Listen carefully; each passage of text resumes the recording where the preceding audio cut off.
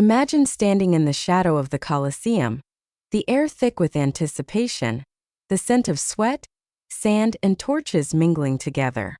Around you, tens of thousands of Romans cheer, the noise swelling like a living thing, echoing off the stone walls, carrying the promise of spectacle and fear. And there, in the center of it all, a gladiator grips his sword, his heart pounding, not just with the rush of combat, but with the knowledge that survival here is a rare gift. This isn't just a fight. It's a statement of Rome's power, its law, its order, and its obsession with both entertainment and control. Welcome to ancient Rome, a civilization that built roads to the ends of the known world, codified laws that endure to this day, and wielded the might of legions in a way that still fascinates and terrifies modern audiences. Rome was not built in a day, and it certainly was not conquered by chance. Its foundation rests on both myth and history. By the time of the late Republic, Rome had transformed from a cluster of humble settlements along the Tiber River into a sprawling city that dominated the Mediterranean.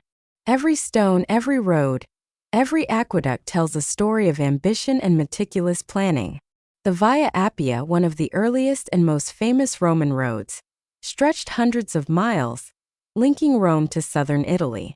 Soldiers, merchants, and messengers traveled these roads, ensuring that Rome's influence and ideas spread as efficiently as its armies. Imagine a Roman legion marching along one of these roads, armor clanking, standards held high, disciplined in a way that allowed Rome to project power far beyond its city walls. Legionaries, the backbone of Rome's military might, were more than soldiers. They were instruments of policy and guardians of order. Each legion consisted of thousands of men, trained rigorously in tactics, endurance, and loyalty. They built fortifications, dug roads, and maintained the Pax Romana, the long period of relative peace and stability that made commerce and culture flourish. Their lives were harsh, disciplined, and dangerous, but for many, the legions offered a path to citizenship, wealth, and honor. In a world without modern medicine, modern food, or modern logistics, the efficiency and organization of Rome's military remain astonishing. Every mile conquered, every city held, and every frontier fortified was a testament to their methodical approach. But the Rome you've heard of in movies, its splendor, decadence, and brutal entertainment, was more than military might. Step into the arena, and you'll see a world where politics, spectacle, and social order intertwined. Gladiators were often slaves, prisoners of war, or volunteers seeking fame and fortune. Their lives depended on the favor of the crowd and the whims of wealthy sponsors. The Colosseum, an architectural marvel completed in 80 CE under Emperor Titus, could hold over 50,000 spectators. It was more than a stadium. It was a stage where the drama of life and death unfolded, reinforcing the emperor's power and the social hierarchy. The roar of the crowd, the clash of metal, the spray of blood, all served to remind citizens of their city's grandeur and the fragility of life itself. Roman law, too, played a central role in shaping this civilization. The 12 Tables, established in the 5th century BCE, codified rules that governed everything from property disputes to family relations. These laws weren't abstract. They were tangible guides that allowed Rome to manage a growing population, integrate conquered peoples, and maintain order across continents. Justice was often harsh by modern standards, but the very notion of codified law set Rome apart from other civilizations of its time. The Romans believed that rules, when applied consistently, created a society capable of enduring chaos, rebellion, and human ambition. Even today, elements of Roman law echo in modern legal systems across Europe and the Americas. And then there were the streets. Roman roads weren't just paths for armies. They were arteries of commerce, communication, and culture. Along these roads traveled traders with exotic goods, senators on urgent business, and travelers seeking adventure or fortune. The city itself was a labyrinth of narrow lanes, public baths, temples, and forums, where political debates, business deals, and gossip coexisted in a constant, vibrant hum. Life in Rome was a mixture of grandeur and filth, of beauty and danger. A city that demanded both awe and vigilance. The juxtaposition of lavish villas and cramped insulae, apartment blocks, revealed the extremes of wealth and poverty, reminding citizens of the social contracts that held the empire together. Modern storytellers often draw parallels between Rome and contemporary America, and it's easy to see why. Rome projected power far beyond its borders, influenced the culture and governance of its territories, and created spectacles that captured the public's imagination. From the Forum to Wall Street, from the Colosseum to stadiums today, the echoes of Rome's obsession with control, entertainment, and law continue to resonate. But understanding Rome requires more than comparisons. It demands immersion into the daily lives of its people, the strategies of its generals, the ambitions of its politicians, and the courage of those who fought in its arenas.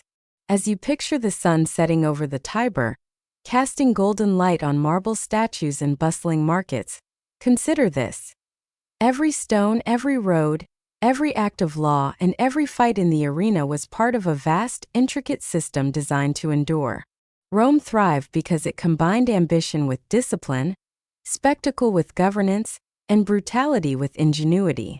To understand Rome is to understand a civilization that continues to fascinate the modern world, not merely as history, but as a mirror reflecting the complexities of power, society, and human desire.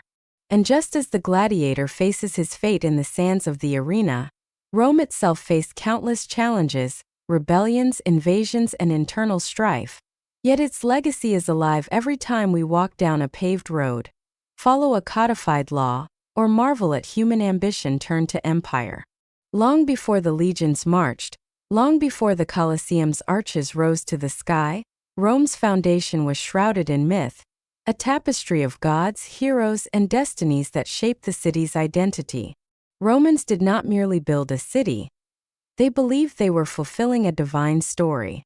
The legend of Romulus and Remus, twin sons of the god Mars, cast a long shadow over Rome's imagination. Abandoned on the Tiber's banks and suckled by a she-wolf, they survived to found the city, but not without tragedy. Romulus killed Remus in a quarrel over the city's boundaries, establishing from the very beginning a narrative of ambition, rivalry, and the fine line between creation and destruction. This story, told and retold, gave Romans a sense of destiny, a divine approval for their conquests and their law, a reminder that Rome's greatness was written in the stars as much as on stone.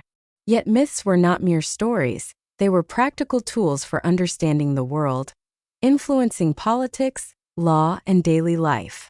Jupiter, king of the gods, watched from the heavens, his favor sought by emperors and generals alike. Mars, the god of war, symbolized both protection and aggression, guiding the legions through foreign lands and reminding citizens that strength and discipline were divine virtues. Venus, goddess of love and beauty, intertwined with tales of Aeneas, whose journey from the burning city of Troy to the Italian shores linked Rome to the heroic world of Homer, providing legitimacy to the Roman claim of divine ancestry. Temples to these gods were not simply places of worship. They were centers of social, political, and economic life. Priests interpreted omens, augurs read the flight of birds, and rituals ensured that both the city and its leaders remained in harmony with the will of the gods. Even the most pragmatic Roman citizen carried these beliefs in daily life, offering sacrifices before battles, marriages, and elections, understanding that divine favor could tilt the scales of fortune. These myths bled into the streets, influencing festivals, theater, and spectacle. The Ludi Romani, one of Rome's most important festivals, combined chariot races, plays, and gladiatorial contests, all dedicated to Jupiter. Crowds did not merely come for entertainment. They came to witness the city's divine favor, to celebrate its victories, and to feel part of a larger cosmic order.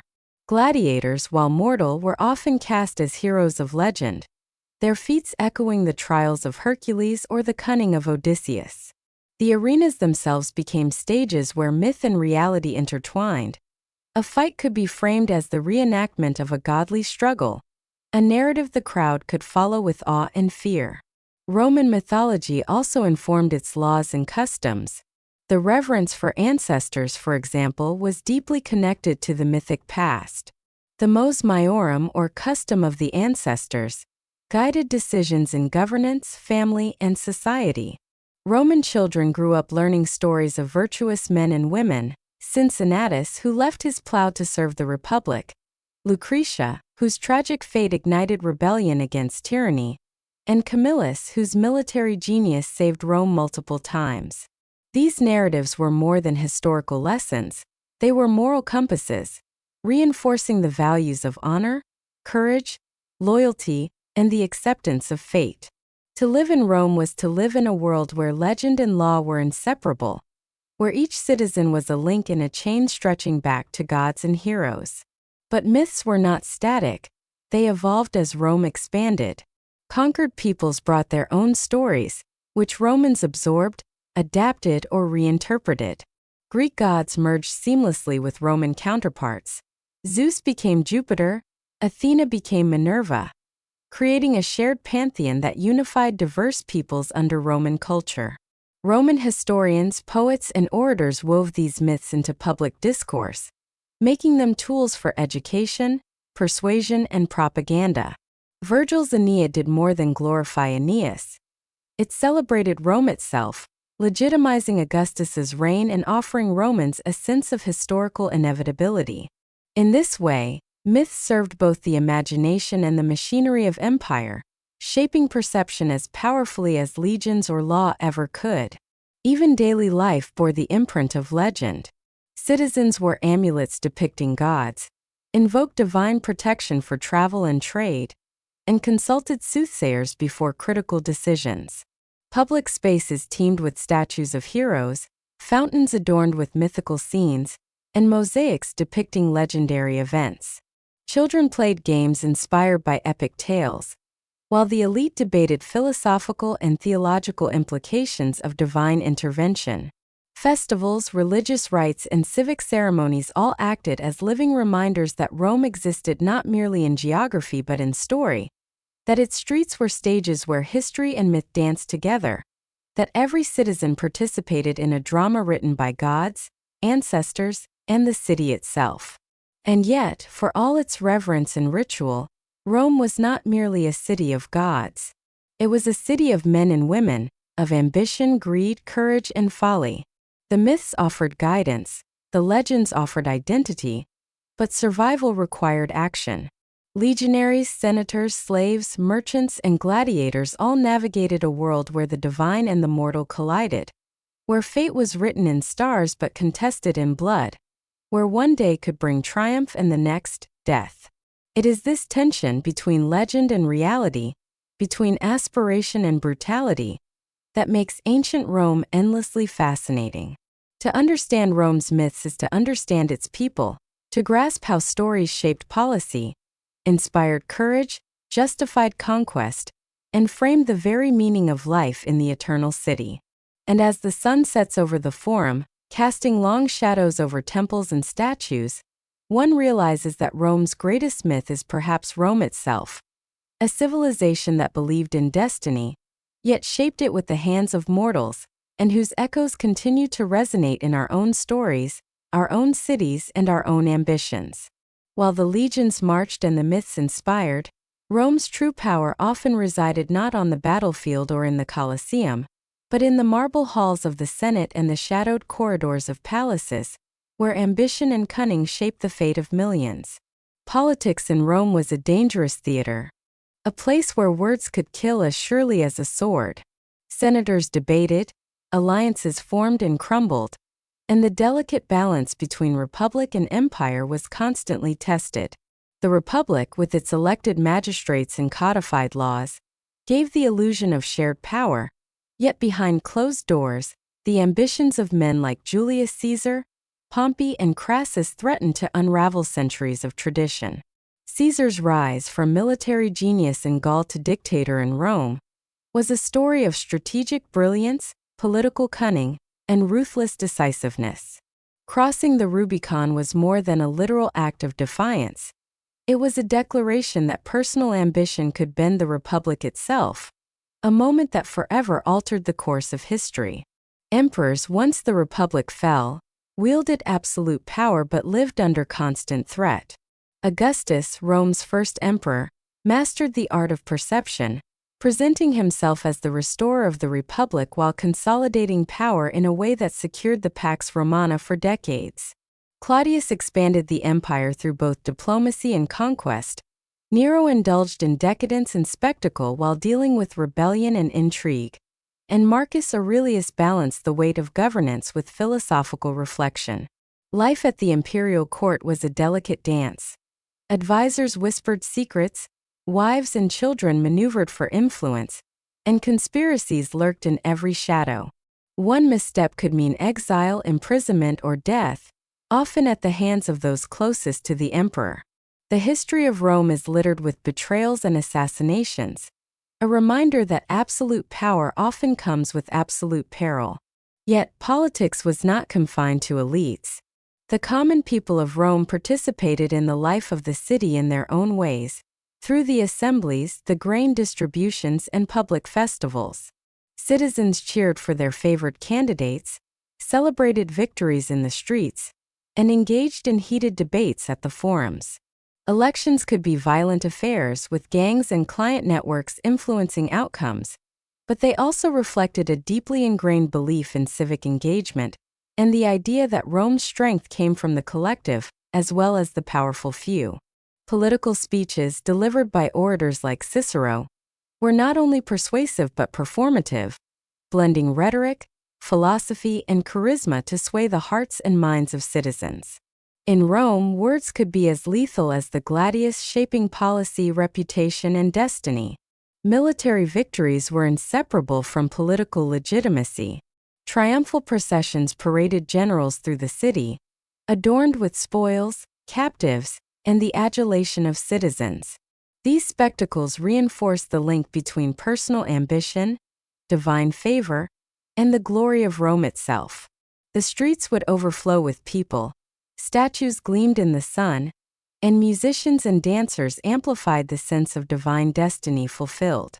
Yet behind the pageantry lay calculation and tension. Military power was both a blessing and a threat, a tool for expansion and a potential challenge to the state. Caesar's crossing of the Rubicon and subsequent dictatorship exemplifies this tension. The legions could decide the fate of Rome as much as any senator or law. Rome's infrastructure, meanwhile, reflected both political foresight and practical necessity. Roads, aqueducts, and public buildings were tangible expressions of authority, connecting distant provinces to the heart of the empire. The Forum Romanum was not just a marketplace but a stage for political theater, legal disputes, and social life, where statues of ancestors reminded citizens of the weight of history. Temples, basilicas, and theaters intertwined religion, politics, and entertainment, blurring boundaries and reinforcing the message that Rome's greatness was omnipresent, tangible, and inevitable. Laws governed everything from property rights to marriage, from commerce to criminal punishment, ensuring that even as emperors rose and fell, the machinery of governance continued. And yet, for all its grandeur, Rome was fragile. Plagues, uprisings, economic strain, and succession crises constantly tested the empire. The Julio-Claudian emperors exemplified the highs and lows of power. Capable rulers could secure decades of stability, while the unwise or tyrannical could provoke chaos and bloodshed. Citizens, gladiators, soldiers, and slaves all navigated this complex web of governance, often relying on intuition, loyalty, or sheer luck to survive. In this world, every decision mattered, every alliance had consequences, and the intertwining of fate, ambition, and divine approval created a society at once dazzling and precarious. Modern audiences are captivated by Rome because it mirrors enduring truths. Power is seductive and dangerous, ambition drives both progress and destruction, and society is sustained by a delicate balance of law, culture, and force. The lives of emperors and senators, of gladiators and legionaries, demonstrate that history is not merely a series of dates and events, but a complex tapestry of human choices, divine myths, and societal structures. The intrigue, the triumphs, the betrayals, they were all part of the machinery that built one of history's most remarkable civilizations. And as night falls over the city, torches flickering along marble streets, one can almost hear the whispers of past citizens, the senators plotting, the generals strategizing, the crowd cheering in the Colosseum, reminders that Rome was alive not only in stone and law but in the very spirit of those who shaped it, and that understanding its intrigue is essential to understanding why it still captivates us today. Beyond the marble palaces, the echoing forums, and the thunder of legions, Rome was a city of life, bustling, chaotic, and endlessly vibrant, where the pulse of civilization could be felt in every street, market, and bathhouse. Imagine walking through the forum at dawn, merchants calling out their wares from fragrant spices to delicate textiles, while scribes and lawyers hurry to the basilicas, carrying scrolls of contracts, legal disputes, and public notices. Children run between columns, playing games inspired by the tales of Hercules or Aeneas, while senators and magistrates arrive in togas, their presence signaling both authority and spectacle. The streets are narrow and crowded, cobblestones worn smooth by centuries of footsteps, carts, and the occasional chariot racing through on urgent business. In this city, every encounter, every sound, every smell was a testament to Rome's complexity, a living mosaic of wealth, labor, and ambition. The baths were another cornerstone of Roman life, not just for hygiene but as centers of socialization, discussion, and relaxation. Citizens of all classes mingled in the caldarium, tepidarium, and frigidarium, where steam, heat, and cold water created an environment for conversation, gossip, and politics. Here, contracts were discussed, deals struck, and alliances formed, proving that the public spaces of Rome were extensions of both commerce and power. Meanwhile, the markets overflowed with exotic goods from across the empire. Egyptian papyrus, Spanish olive oil, North African grain, and silks from the East. The exchange of goods was not merely commercial. It was a reflection of Rome's reach, a testament to the roads and rivers that connected the empire, allowing ideas, cultures, and resources to flow as freely as coins. Entertainment in Rome was never just diversion. It was a statement of identity, morality, and authority. The Colosseum, with its sand-strewn arena, hosted gladiatorial games that were both spectacle and ritual, reflecting societal values and the intricate interplay between life and death. Chariot races at the Circus Maximus drew crowds of hundreds of thousands, the roar of spectators blending with the thunder of hooves and the tension of competition. Theater performances, mimicking Greek tragedies or Roman comedies, allowed citizens to explore human folly, ambition, and emotion in a controlled environment, providing both amusement and moral reflection. Festivals, from Saturnalia to the Lidi Romani, offered moments of collective celebration, inversion of social norms, and connection to the divine, reminding everyone that life in Rome was as much about shared experience as individual survival. The social fabric of Rome was both structured and dynamic. Citizens were acutely aware of status, from patrician elites to freedmen and slaves, yet opportunity existed within this hierarchy. A freed slave could become a merchant, a soldier could rise to command a legion, and a clever politician could ascend from obscurity to influence.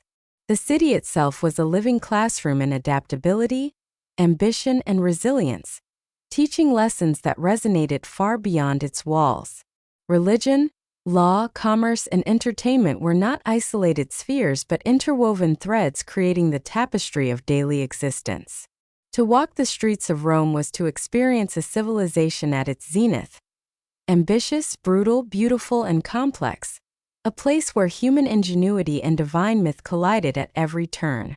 Rome's legacy, however, extends far beyond its roads, walls, and arenas. Its laws laid the foundation for modern justice systems.